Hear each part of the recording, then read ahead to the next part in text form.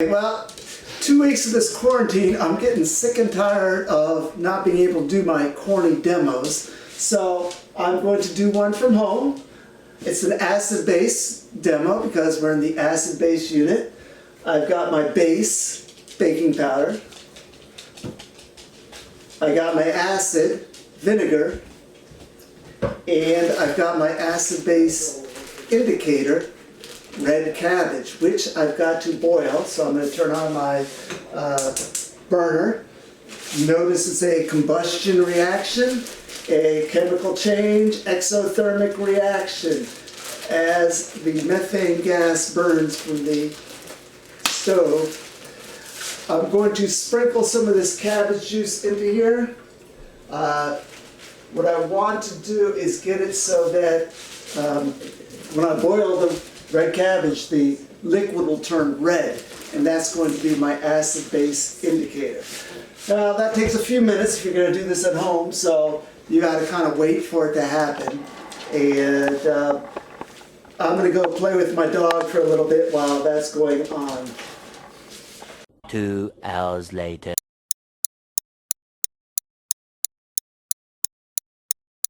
I think it needs a little bit more red cabbage, so I'm going to put a little bit more in there so we get a nice deep red color. It's actually going to be purple when it's all done boiling. And now we're going to show you a little bit of what it looks like in the pot. Alright, time to play with my dog again. Alright, so I think it's boiled long enough. Let me dip this cup into here and see if we got the, yeah, it's a nice purple color, acid base indicator. I'm going to get a scoop and get a little more out. I got my measuring cup that measures, of course, in milliliters because this is a science class.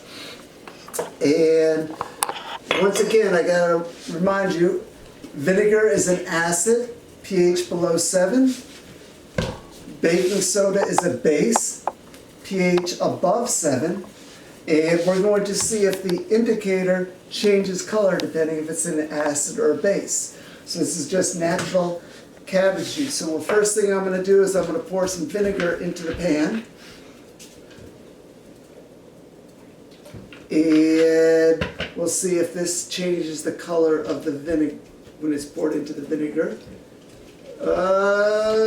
Yeah, it's hard to see. I need a white background underneath. So I'm going to find something that's white that I can put underneath, like a paper towel.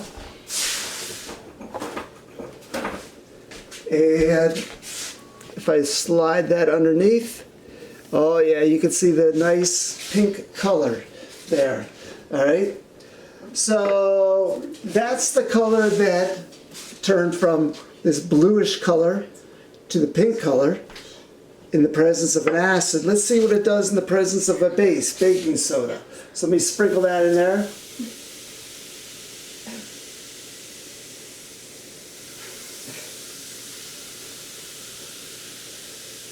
Oh yeah, it looks like it's turning blue there. All right, so in the base, it must be blue. Let me get the rest of this covered. All right, we got most of it blue. There goes all the baking soda.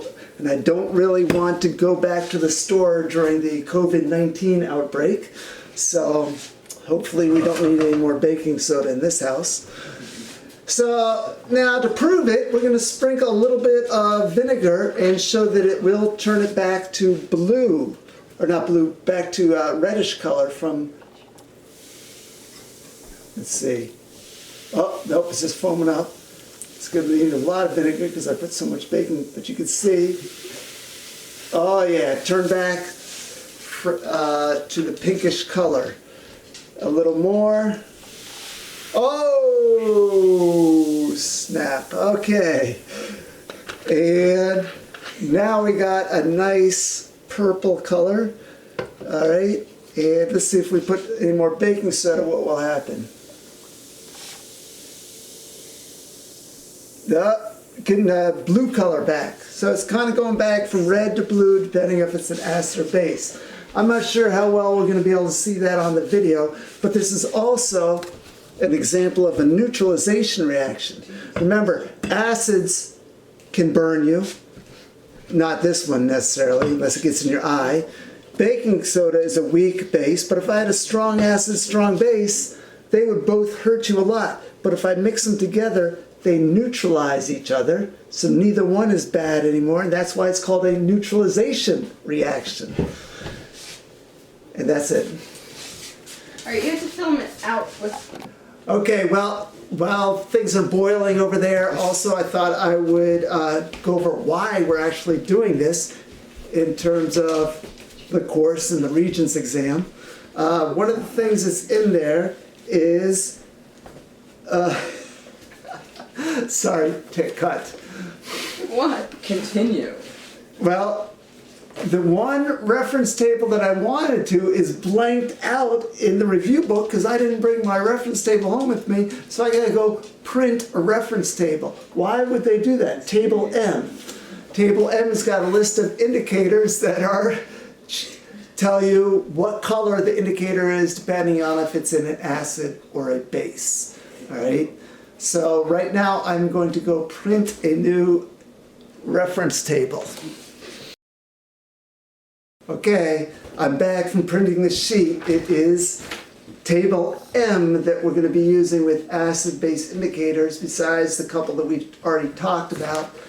The blue bitter base, litmus turns blue in a base and red in an acid, and we talked about phenolphthalein, but there is like 6 or 7 more that you will have to know. But since you won't be able to actually experiment with them, this is one that you could do at home with the red cabbage juice. So that's the red cabbage juice. Will change color depending on if it's an acid or base. Done.